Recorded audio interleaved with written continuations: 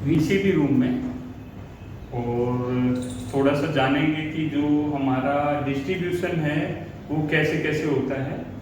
जैसे कि आप देख पा रहे हैं, ये एक वीसीबी पैनल है, एचटी रूम में है हम अभी, और ये जो आप देख पा रहे हैं ये एक एचटी पैनल रूम में है। यहाँ पर आप साइड में देखेंगे तो ये हमारा मेन मीटर लगा हुआ है, जिससे हमारी रीडिंग्स वगैरह आती है, हमारा बिल आता है। इसके ऊपर जो एंटीना लगा हुआ है उससे क्या होता है कि आजकल टेक्नोलॉजी का यूज कर रहे हैं। ये अपने जहाँ पर ऑफिस होता है वहाँ पर इनको ऑटोमेटिक रीडिंग मिल जाती है, यहाँ पर आकर चेक करने की जरूरत नहीं होती। और जो ये मीटर होता है इसके जो कनेक्शन होते हैं वो जो हमारा पैनल होता है उसमें सीटी और पीटी से, जो ये लगा हुआ ये हमारा एचटी का मीटर है। जैसे नॉर्मल घरों में हमारे पास एलटी के मीटर होते हैं, बट ये हमारा एचटी का मीटर है। और इसमें जो कनेक्शन दिए जाते हैं इसके अंदर सीटी और पीटी लगी हुई है। सीटी करंट ट्रांसफार्मर, पीटी हमारा पोटेंशियल ट्रांसफार्मर, जो उसको रीडिंग देती हैं कि आपकी यूनिट कितनी आई है, कितनी वोल्टेज है, और सारी चीजें वहां तक जाती हैं।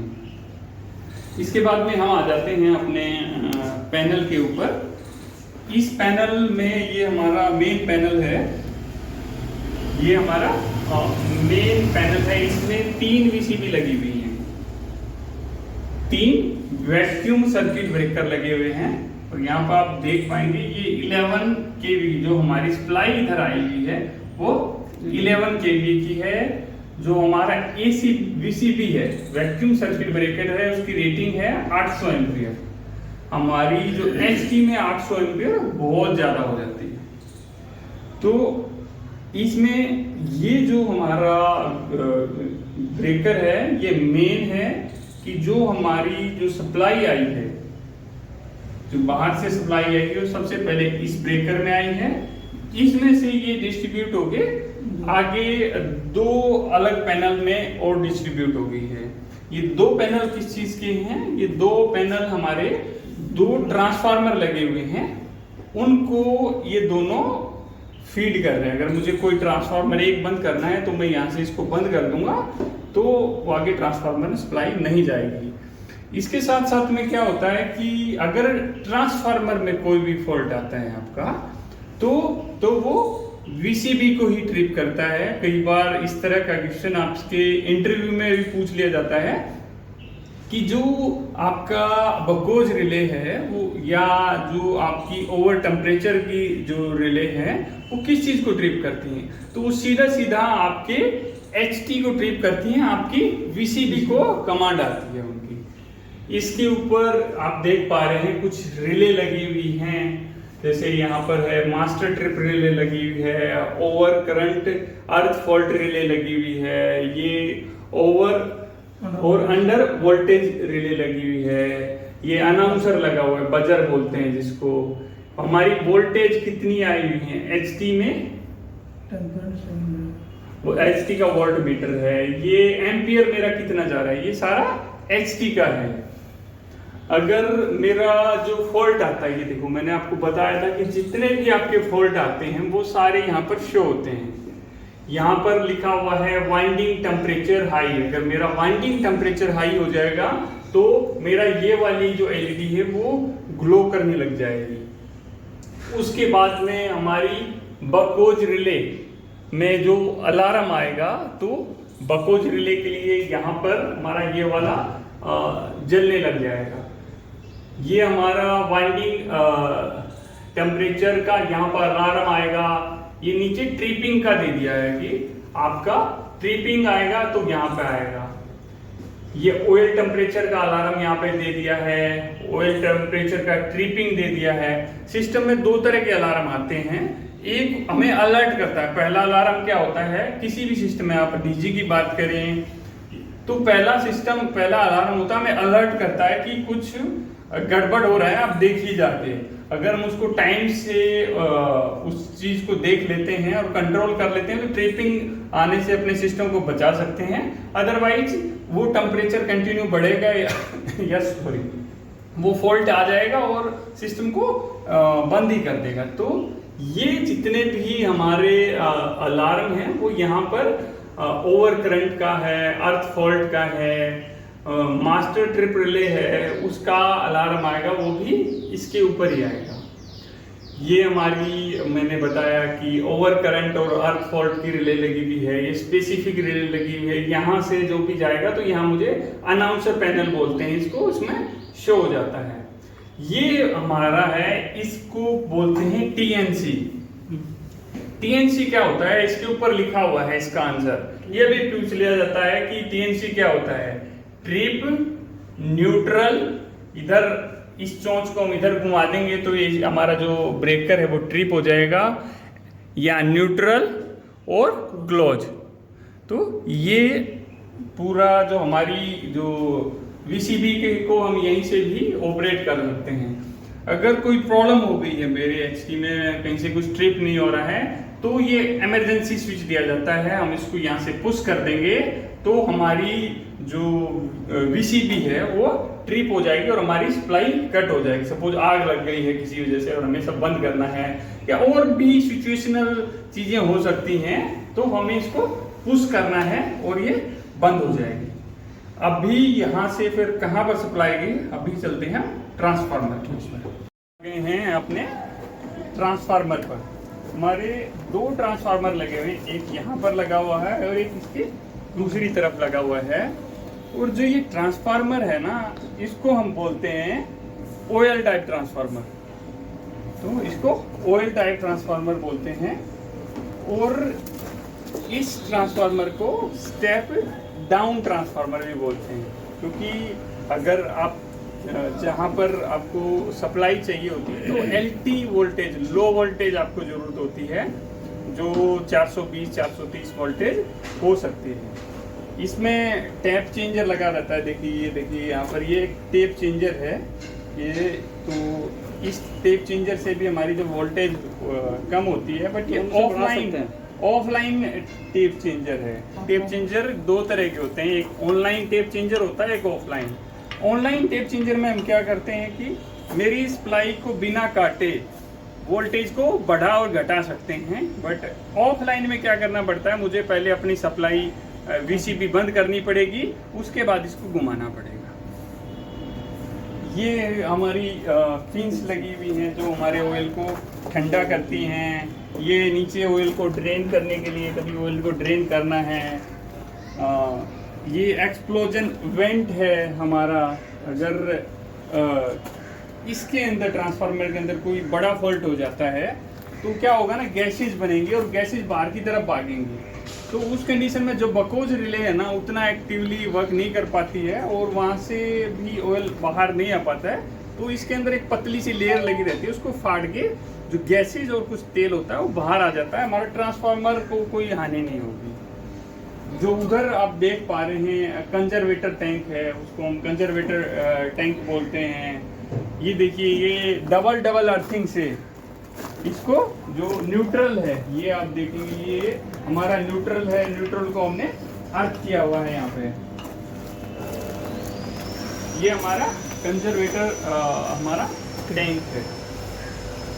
इसके बाद में जो सामने देख पा रहे हैं, ये इसका टेम्परेचर को शो कर रहा है। ये कि इसके अंदर टेम्परेचर कितना है। जो और बड़े ट्रांसफार्मर होते हैं उसके साइड में लगा रहता है। और इसमें बकोज रिले इसके अंदर नहीं दी गई है, बकोज रिले नहीं है। लगता है काफ़ी पुराना हमारा ट्रांसफार्मर है, तो बकोज रिले नहीं है। पीछे पैनल में तो वहाँ शो कर रहा था कि बकोज रिले हो सकता है कि। और ये नीचे हमारा ब्रीदर है, ये ब्रीदर है, इसके अंदर सिलिका जेल भरी रहती है। ये जो सही होती है तो थोड़ा ब्लू कलर में होती है, अब थोड़ी सी बेकार होगी, चेंज होना है। इसका डिहाइड्रेशन भी होना है। डिहाइड्रेशन जब होगा तो आपको बताएंगे कि डिहाइड्रेशन कैसे कैसे होता है। अभी ओवरव्यू हमारा हो गया है ट्रांसफार्मर का भी। और अब चलते हैं हम अपने LT में और वहाँ पर कैसे कैसे डिस्ट्रीब्यूशन उसको देखते हैं। LT रूम में तो LT का मतलब होगा लो टेंशन, HT था हमारा हाई टेंशन की, वहाँ पर हमारी वोल्टेज ज़्यादा थी। तो ये हमारा LT रूम है। यहाँ पर देखेंगे कुछ हम लोगों ने पढ़ा है स्टडी में, अगर इस तरह के दो बने हुए हैं तो इसका मतलब है कि ये ट्रांसफार्मर से रिलेटेड है। तो ये ट्रांसफार्मर का आइकॉन रहता है। तो ये जो ब्रेकर है ये मेरा ट्रांसफार्मर का है, इसमें लिखा भी हुआ है ट्रांसफार्मर इनकमर 2। और जो इसमें ब्रेकर लगा हुआ है इसको हम बोलते हैं ACB होता है एयर सर्किट ब्रेकर। यहाँ पर आप देखेंगे कि बहुत सारी इसकी सेफ्टियाँ भी इसके अंदर हैं कि कैसे कैसे ट्रिपिंग आप पे कितने पे सेट करना है, ब्रेकर की सेफ्टी हमें कितने पे करनी है, वो सारी चीज़ें यहाँ पर शो की गई हैं। और यहाँ पर ना इस पैनल में एक काफ़ी अच्छी चीज़ है कि हर एक चीज़ को बहुत अच्छी तरह डिस्क्राइब करके पैनल के ऊपर ही दिखाया गया है। जैसे हम देखेंगे ये रेड लाइन है, ये हमारी बस बार होती है, बिल्कुल ऊपर बस बार है जो जहाँ जहाँ कनेक्टेड है उसको दिखाया गया है। जैसे हमारी ये बस बार यहाँ से स्टार्ट होते हुए ये यहाँ तक आई है। अब हम बात कर लेते हैं इस वाले ब्रेकर के बारे में। इसको हम बोलते हैं बस कपलर। बस कपलर का क्या उपयोग होता है कि दो सप्लाई हमारे पास या दो सोर्सेज होते हैं, उनको जोड़ने और तोड़ने का काम करता है। जैसे कि मेरा यहाँ पर मेरे दो ट्रांसफार्मर हैं, अगर मुझे दोनों ट्रांसफार्मर चलाने हैं, मेरा लोड इतना ज़्यादा है कि मेरा एक ट्रांसफार्मर से काम नहीं चल रहा है, तो मुझे दोनों ट्रांसफार्मर अपने ऑन करने पड़ेंगे। उस कंडीशन में क्या होगा कि मुझे इसको ऑफ रखना पड़ेगा। अगर मैं इसको भी ऑन रखता हूँ, दोनों ट्रांसफार्मर को ऑन रखता हूँ, अगर आपके पास सिंक्रोनाइजिंग सिस्टम है तो उस कंडीशन में हम इसको ऑन रख सकते हैं। अगर आपके पास सिंक्रोनाइजिंग सिस्टम नहीं है, ट्रांसफार्मर पे कम ही यूज करते हैं, डीजी में ज़्यादा हम सिंक्रोनाइजिंग पैनल का उपयोग करते हैं। तो उस कंडीशन में अगर सिंक्रोनाइजिंग है आपके पास तो ऑन रहेगा, अदरवाइज ये ब्रेकर हमारा ऑफ रहेगा। इसके साथ साथ में जिस तरह हमारा जो ट्रांसफार्मर है, हमारे पास डीजल जनरेटर भी होते हैं, डीजी सेट भी होते हैं। तो उस कंडीशन में भी अगर हमें अपने एक डीजी के ऊपर ही पूरा सिस्टम चलाना है तो हम इस ब्रेकर को ऑन कर देंगे, अदरवाइज ये हमारा ऑफ रहेगा। इस ब्रेकर में ना एक काफ़ी इम्पोर्टेंट चीज़ है जो मैं अपनी पिछली वीडियोस में आपको नहीं बता पाया हूँ। मैंने जिक्र किया था इंटरलॉकिंग का। तो इसमें डबल इंटरलॉकिंग इस पैनल के अंदर है। डबल इंटरलॉकिंग कैसे है? एक तो इसके अंदर इलेक्ट्रिकल इंटरलॉकिंग है और दूसरी इंटरलॉकिंग है मैकेनिकल इंटरलॉकिंग। जैसे आप ऊपर देख पा रहे हैं ये एक चाबी है, ये एक चाबी है जो हमारे 3 ब्रेकर्स में इसके लिए ऑप्शन दिया गया है। हमारा ट्रांसफार्मर में दिया गया है, हमारे दोनों ट्रांसफार्मर के ब्रेकर्स में और हमारे बस कपलर में। तो इसमें हम 3 ब्रेकर में हम 2 ही चाबियां यूज करते हैं। 2 ही चाबियां कैसे? अगर ये जब तक मैं ये चाबी नहीं लगाऊंगा किसी ब्रेकर के अंदर, वो ब्रेकर ऑन नहीं होगा।